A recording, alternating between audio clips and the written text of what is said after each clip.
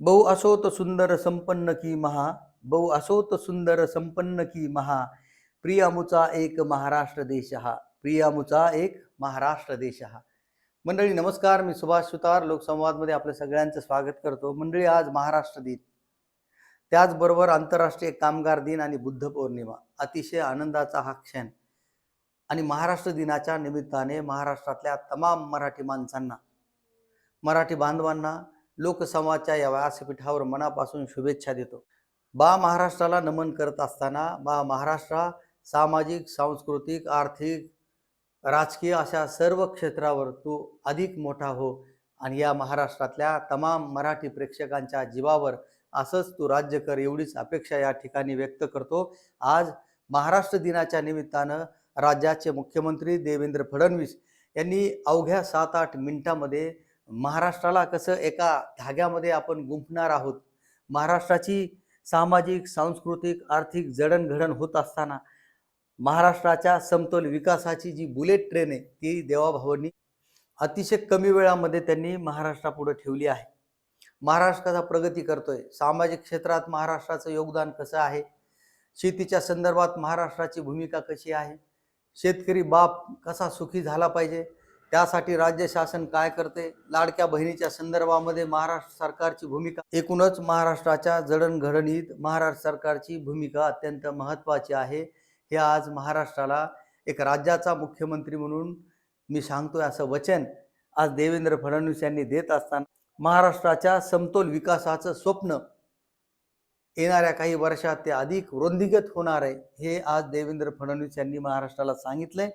आणि आपला हा महाराष्ट्र असाच उत्तरोत्तर प्रगतशील होत जाईल यासाठी तुम्ही आम्ही सामूहिक चळवळ म्हणून या महाराष्ट्राच्या सेवेसाठी तत्पर राहू असे एक वचन मुख्यमंत्री देवेंद्र फडणवीस यांनी दिलंय. सरकारची भूमिका एकदम स्वच्छ आणि पारदर्शक आहे. महाराष्ट्राच्या जे जे हिताचं आहे ते आपण करू, त्यासाठी तुमची ताकद या राज्य सरकारच्या पाठीशी असू द्या असं आव्हान देवेंद्र फडणवीस यांनी केलंय. सर्व कामगार बंधूंना, भगिनींनाही मी मनपूर्वक शुभेच्छा देतो.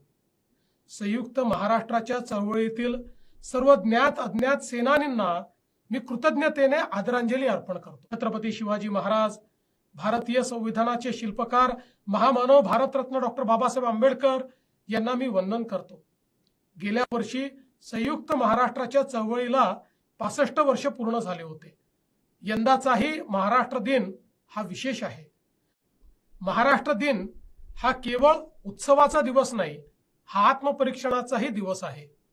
विकासाच्या वाटेवर आपण कुठे होतो, कुठे आहोत आणि किती पल्ला अजून गाठायचा आहे याचे राज्य म्हणून आत्मपरीक्षण करण्याचा दिवस आहे.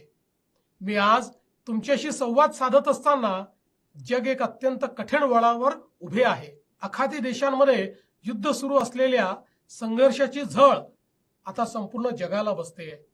पण त्याच वेळी आपले लोकप्रिय पंतप्रधान नरेंद्र मोदीजींच्या नेतृत्वात भारत सरकारने ऊर्जा सुरक्षेसाठी, पर्यायी तेल स्रोतांसाठी आणि सौर ऊर्जेच्या विस्तारासाठी उभारलेल्या कामांमुळे जगातील अन्य देशांना ज्या परिस्थितीला तोंड द्यावे लागते तशी भारतामध्ये परिस्थिती झाली नाही. जगात किती आव्हानं असताना महाराष्ट्र खंबीरपणे उभा आहे. महाराष्ट्र देशाच्या GDP मध्ये जवळपास 14% योगदान देत आहे.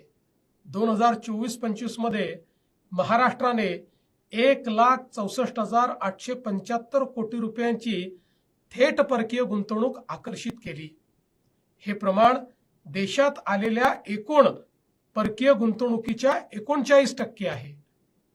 दावोस मधील वर्ल्ड इकॉनॉमिक फोरम मध्ये महाराष्ट्राने 30 लाख कोटी रुपयाचे सामंजस्य करार केले, ज्यातून 40 लाख रोजगार निर्माण होणार आहे.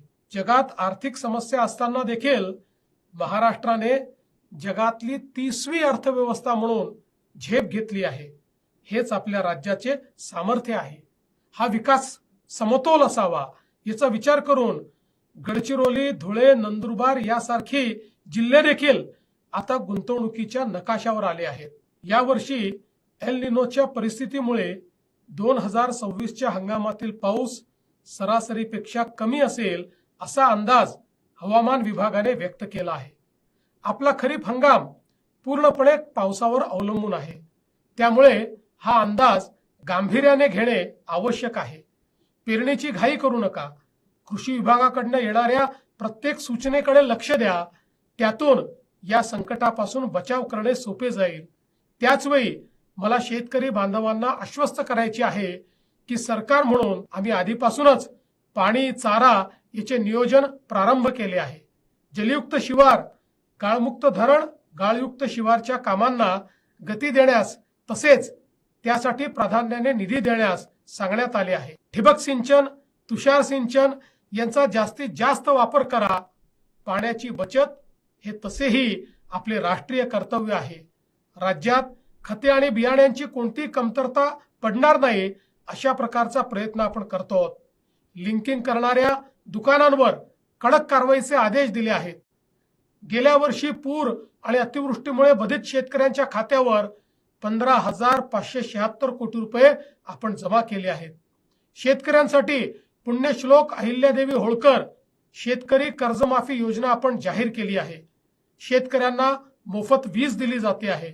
आता सौर ऊर्जेचा मोठा कार्यक्रम हाती घेण्यात आलेला आहे.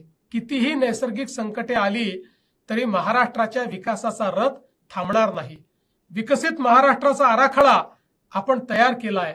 महाराष्ट्राला 2047 पर्यंत $5 ट्रिलियन अर्थव्यवस्था बनवण्याचे स्वप्न आणि त्या दिशेने आपण आतापासूनच काम सुरू केले आहे. महाराष्ट्र आज देशातच नाही तर जगातही पायाभूत सुविधांच्या निर्मितीत आघाडीवर आहे. सध्या मुंबई, पुणे आणि नागपूरमध्ये 173 किलोमीटरच्या मेट्रो मार्गिका कार्यरत आहेत. दरवर्षी 50 किलोमीटरची मेट्रो सेवेत येईल असे नियोजन केले आहे. समृद्धीच्या साथीला शक्तीपीठ येतो आहे. वाढवण येथे देशातले सर्वात मोठे बंदर विकसित केले जाणार आहे आणि हे बंदर केवळ देशातलेच मोठे असणार नाही तर जगातल्या टॉप 10 पैकी एक असेल. आज महाराष्ट्र दिनी मला एक अत्यंत आनंदाची बातमी सांगायची आहे. मुंबई पुणे एक्सप्रेसवे वरील 13.3 किलोमीटरचा मिसिंग लिंक प्रकल्प आज जनतेकरता खुला होतोय. यामुळे 2 शहरांमधील अंतर सुमारे 6 किलोमीटरने आणि प्रवासाचा वेळ 25 ते 30 मिनिटांनी कमी होणार आहे. आमच्यासाठी विकास केवळ रस्ते आणि मेट्रो पुरतं मर्यादित नाही तर विकास म्हणजे प्रत्येक माणसाचे जीवन उंचावणे हा आहे. 40 लाखाहून अधिक महिला आता लखपती दीदी झाल्या आहेत. उमेद अभियानाअंतर्गत 64 लाखाहून अधिक कुटुंबांना बँक कर्ज उपलब्ध करून दिले आहे. लखपती दीदींची संख्या यावर्षी 50 लाखापर्यंत नेण्याचं नियोजन आहे. लाडकी बहीण योजनेतनं आमच्या बहिणींना सातत्याने मदत केली जाते आहे. सारथी, बार्टी, महाज्योती, आरटी, वनारटी, अमृत अशा विविध संस्थांच्या माध्यमातून समावेशकतेची पायाभरणी या राज्यामध्ये केली जाते आहे. युवांसाठी कौशल्य प्रशिक्षणाचा मोठा कार्यक्रम हाती घेण्यात आला आहे. नवी मुंबईत आलेली 6 ख्यातीप्राप्त जागतिक विद्यापीठे असोत किंवा IITच्या धर्तीवर IICT सारख्या संस्था कौशल्य क्रांतीत नवी भर टाकणार आहेत. रतन टाटा महाराष्ट्र राज्य कौशल्य विद्यापीठाने कृत्रिम बुद्धिमत्ता आणि डेटा सायन्सेस सारख्या क्षेत्रात विस्तार केला आहे. महाराष्ट्राने स्टार्टअप, उद्योजकता आणि नाविन्यता धोरणाद्वारे पुढील 5 वर्षात 1.25 लाख उद्योजक आणि 50,000 स्टार्टअप्सला सहाय्य करण्याचे लक्ष्य ठेवले आहे. युवकांसाठी स्वतंत्र क्रीडा धोरण तयार करण्याची प्रक्रिया सुरू आहे.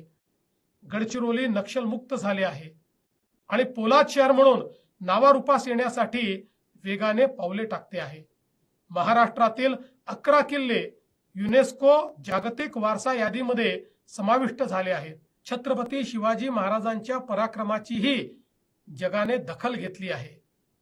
महाराष्ट्र अधिक मजबूत आहे, अधिक आत्मनिर्भर आहे, अधिक महत्वाकांक्षी आहे. शेतकरी, कामगार, महिला, तरुण, उद्योजक तसेच अनुसूचित जाती, अनुसूचित जनजाती, ओबीसी या सगळ्या वर्गाकरता सरकारने आपली कटिबद्धता सिद्ध केली आहे. जय हिंद, जय महाराष्ट्र.